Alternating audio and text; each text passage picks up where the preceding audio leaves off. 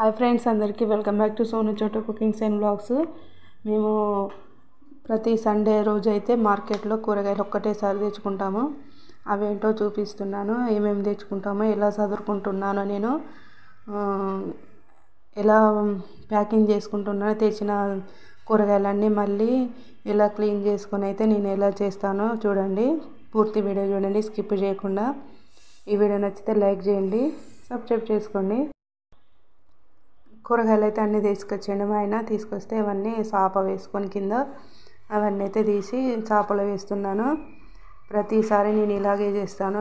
కొత్తిమీర, పుదీనా, టమాటా, ఉల్లిగడ్డ, ఇందాక చూపించాను కదా మురుకులు, అవి స్నాక్స్ తినడానికి, టమాటాలు. ఇక్కడైతే ఫుల్ రేటు ఉన్నాయి ఫ్రెండ్స్. మీ దగ్గర ఎలా ఉన్నాయో రేటు చెప్పండి. కూరగాయలకైతే ఫుల్ రేటు ఉన్నాయి. ఇవి వచ్చేసి పెరుగు అన్నమాట.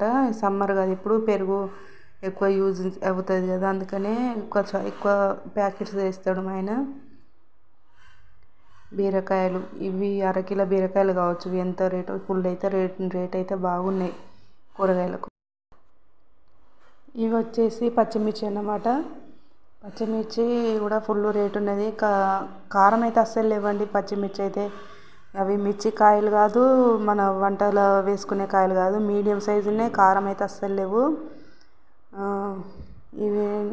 ఇవి గ్రీన్ యాపిల్. గ్రీన్ యాపిల్ కూడా కాదు, ఇదేదో నేనైతే ఫస్ట్ టైం చూస్తున్నా ఇక్కడికి వచ్చిన దగ్గర నుండి. ఇవి మా ఆయన తీసుకొస్తాడు, ఫ్రూట్ అన్నమాట అది. ఇవి యాపిల్ చాలా రోజుల తర్వాత యాపిల్ తీసుకొచ్చాడు. ప్రతిసారి పపాయ, బనానా, అంగూరాలు అవన్నీ వైట్ అట్లా తీసుకొచ్చేది.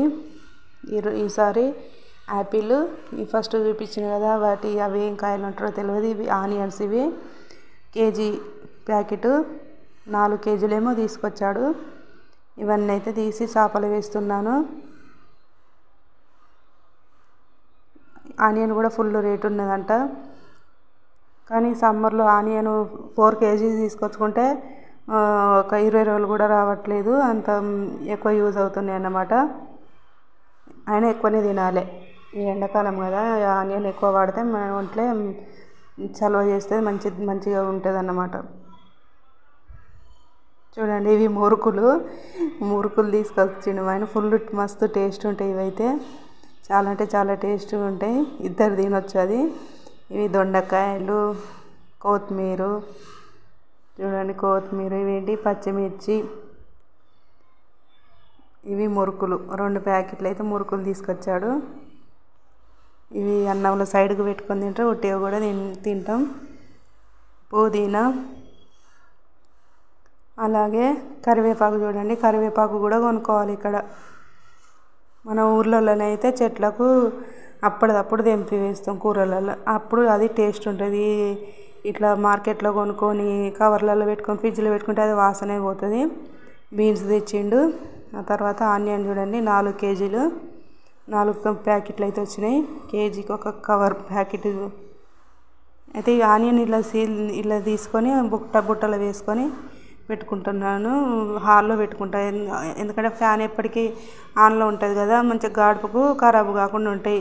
కిచెన్లో పెట్టుకుంటే ఆ వేడికి ఉడుకుకు ఎండాకాలమైనా ఏ కాలమైనా ఖరాబ్ అవుతుంది. అందుకని ఫ్యాన్ ఉన్న ప్లేస్లో ఒక రూమ్లో పెట్టుకుంటాము. ఆ తర్వాత టమాటాలు బుట్టలో కింద కవర్ వేసి పెట్టుకుంటే మనం చూడనప్పుడు ఒక కాయ 2 కాయలు అట్లా ఖరాబ్ అయితే వాటి రసం అనేది పడుతుంది కదా, అందుకని కవర్ పెట్టుకుంటాను. మళ్ళీ జాలి బుట్ట ఖరాబ్ కాకుండా.